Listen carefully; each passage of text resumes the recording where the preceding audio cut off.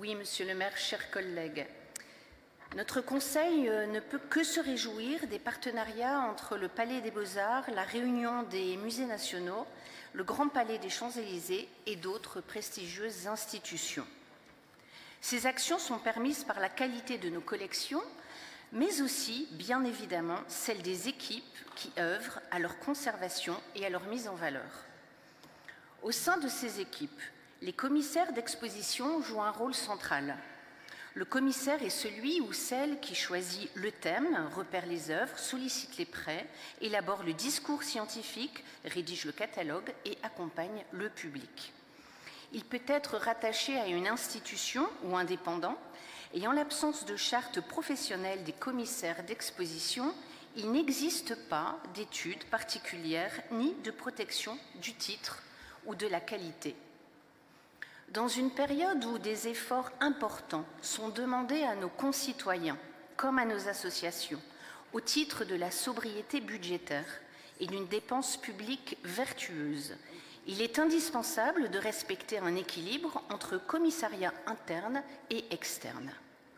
Notre musée, l'un des plus grands musées de France, hors Paris, a le grand privilège de disposer d'une équipe compétente, à même de réaliser des expositions recueillant l'enthousiasme du public.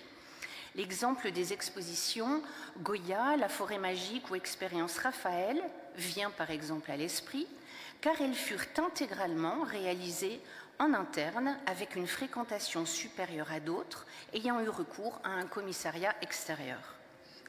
Dans le même temps qu'une économie de l'ordre de 200 000 € par exposition était réalisée grâce au recours aux talents numériques internes. Ces équipes méritent pleinement d'être mises en valeur. Depuis des années, à l'image de tous les grands musées, notre Palais des Beaux-Arts mixé, commissariat interne et externe. Les commissariats externes permettent d'apporter un regard neuf sur les collections, une liberté intellectuelle accrue, une ouverture de réseau et de rayonnement, une image d'ouverture et une respiration pour la ville. Quand les commissariats internes ont l'avantage d'une connaissance intime des collections, d'une cohérence avec la stratégie du musée, d'un travail d'équipe plus fluide et d'une valorisation des équipes du musée. Cet équilibre auquel nous sommes attachés semble cependant remis en cause depuis plusieurs mois.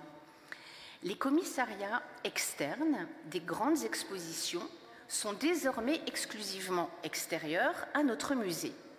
C'est le cas des fêtes et célébrations flamandes, de Félix Varini cette année, de Turner et de Sheila Hicks l'an prochain.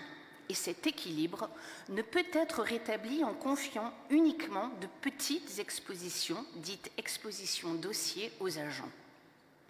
Il faut en être conscient, une exposition confiée à un commissariat extérieur entraîne mécaniquement des frais supplémentaires de déplacement, d'hébergement et de droits d'auteur.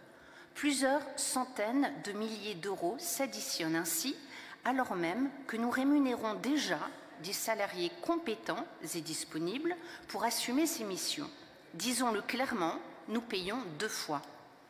Cette systématisation du recours extérieur, outre qu'elle accroît fortement la dépense publique, n'est pas sans conséquences humaines.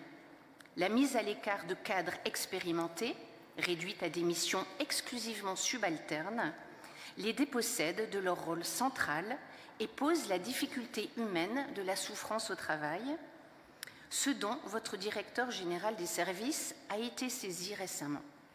Pleinement informé, Monsieur le maire, nous formons le vœu que vous agissiez en responsabilité dans l'intérêt de l'institution et de ses équipes.